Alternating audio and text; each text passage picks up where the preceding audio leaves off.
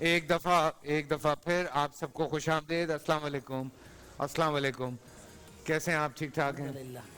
کیسے ہیں شاہ صاحب؟ طبیعت کیسی ہے؟ ٹھیک ہے.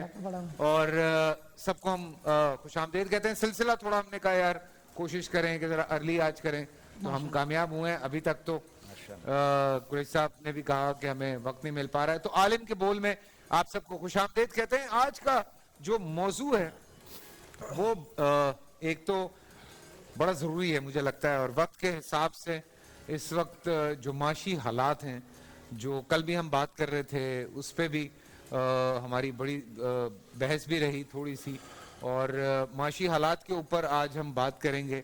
اور ساتھ ساتھ معاشی حالات کی وجہ سے جو خودکشیاں ہیں, جو لوگ اپنی جان لے رہے ہیں, اتنا تو میں پڑھ چکا ہوں کہ اپنی جان لینا حرام ہے, لیکن کیا کریں, لوگوں سے جو دیکھا نہیں جا رہا, تو اس پہ ہمارے جو علماء کرام ہیں ان کا کیا کہنا ہے. سب سے پہلے تو معاشی حالات پہ اگر ہم بات کرتے ہیں تو آگے بڑھتے ہیں, اور ہمارے پاس مفتی سبحان بھی ہیں, تو ہم نے کہا کہ آج بسم اللہ ان سے کرتے ہیں, پھر اس کے بعد میں آہستہ آہستہ معاشی حالات اور یہ جو یار میرا چشمہ لا دینا, معاشی حالات اور خودکشی کے حوالے سے آپ کا کیا کہنا ہے؟ نحمدہ و نصلی علی رسولہ الکریم. دیکھیں اللہ تعالیٰ کی بہت سی نعمتیں ہیں, جس میں دو اہم نعمتیں, ایک امن ہے اور ایک معاش ہے یا کھانا اور مطلب خوراک وغیرہ. اسی کو قرآن کریم میں کہا گیا فَلْيَعْبُدُوا رَبَّ هَذَا الْبَيْتِ الَّذِي أَطْعَمَهُم مِّن جُوعٍ وَآمَنَهُم مِّن خَوْفٍ, کہ عبادت کرو اس گھر والے کی جس نے بھوک میں کھلایا اور خوف میں تمہیں امن دیا.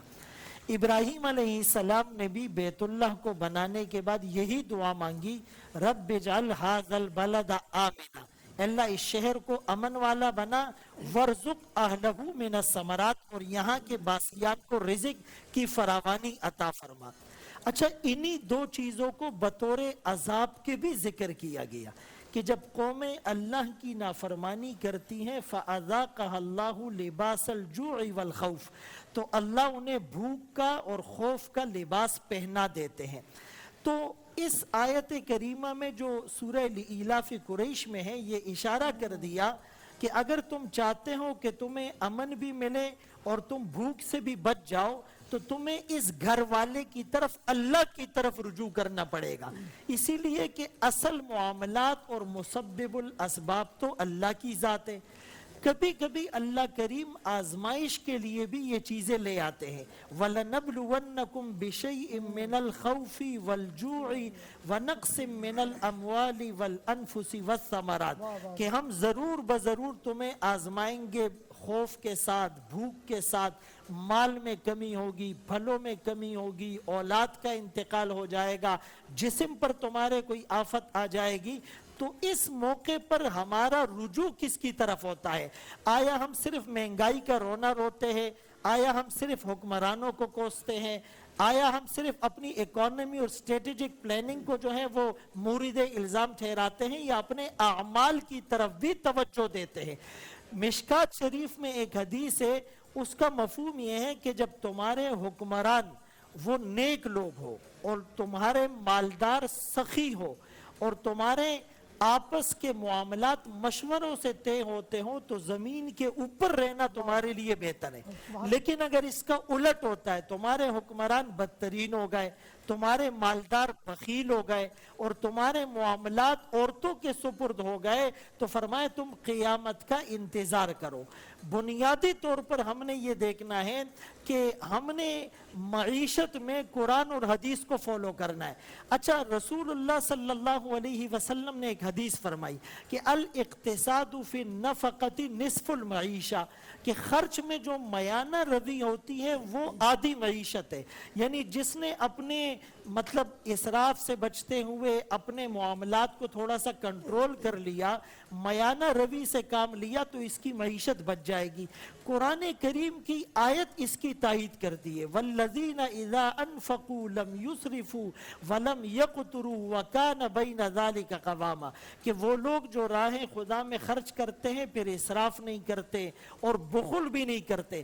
دیکھیں 15ویں پارے میں ایک بڑا عجیب پیمانہ میجرمنٹ کا بتایا گیا ولا تجعل یدک مغلولۃ الی عنقک ولا تبسطها الی البسط، کہ اپنے ہاتھ گردن پر بھی نہ باندھو کہ جیب میں ہاتھ جائے ہی نہیں، اور اپنے ہاتھوں کو بالکل پھیلاؤ بھی نہیں کہ جیب میں کچھ باقی ہی نہ رہے۔ اللہ اکبر۔ رسول اللہ صلی اللہ علیہ وسلم نے وصیت کے باب میں فرمایا کہ 1/3 وصیت جائز ہے، اس سے زیادہ نہیں۔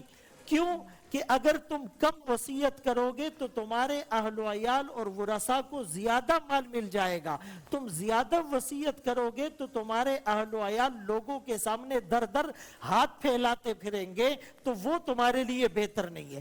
تو ان تمام باتوں کا اگر خلاصہ نکالا جائے وہ یہ نکلتا ہے کہ سب سے پہلے تو قرآن اور حدیث کو ہم فالو کریں، ہم مبذرین اور اسراف سے بھی بچیں، ہم بخل سے بھی بچیں، اور یہ جو قرآن کریم میں ہے سورہ کہف، اس کا ایک خلاصہ لکھا ابو الحسن ندوی رحمت اللہ علیہ نے، اور اس کا نام ہے معرکہ ایمان اور مادیت۔ فرمایا اس امت کے زوال کی وجہ یہ ہے کہ اس امت سے انفاق فی سبیل اللہ ختم ہو گیا ہے۔ اپنی عیاشیوں کے اوپر تو کروڑوں روپے پھونک دیتے ہیں، لیکن غریب کی غربت کا ہمیں احساس نہیں ہے۔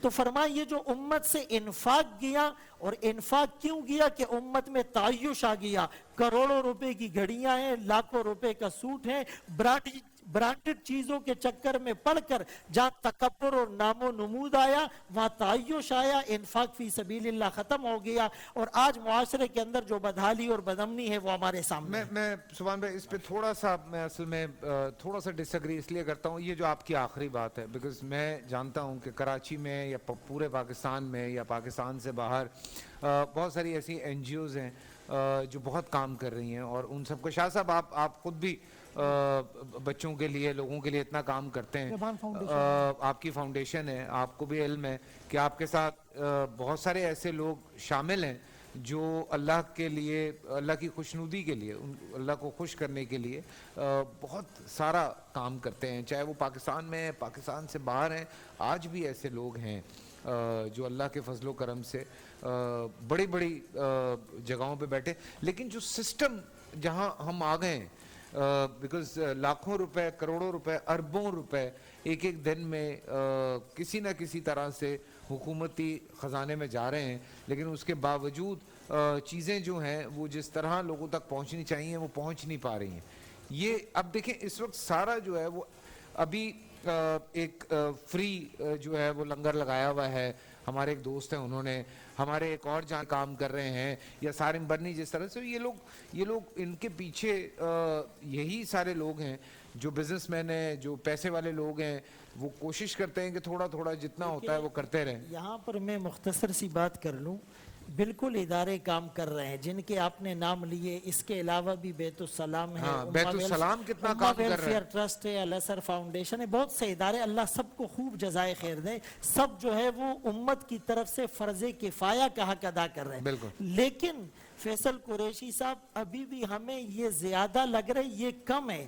یعنی میں اور آپ اپنی سطح پر بھی ہر مسجد ایک کمیونٹی سینٹر بن جائے، ہر مدرسہ، ہر اسکول، ہر کالج، ہر دکان، ہر بزنس کا پوائنٹ اگر اپنے طور پر سٹیپ لے گا تو ابھی بھی ضرورت بہت ہے۔ دیکھیں اسلام کا جو نظام ہے وہ کیا ہے، بیلنس لانے کے لیے کہ تُؤْخَذُ مِنْ أَغْنِيَائِهِمْ وَتُرَدُّ إِلَىٰ فُقَرَائِهِمْ، مالداروں سے لے کر غریبوں میں تقسیم کیا جائے گا، تو اس میں ٹرانسپیرنسی نہیں ہے، میکینزم اور شفافیت نہیں۔ پورا سال انتظار تھا مجھے اس رمضان میں، 30 دن 6 ٹیمز، 12 کنٹیسٹنٹس، کیش کا پاؤں۔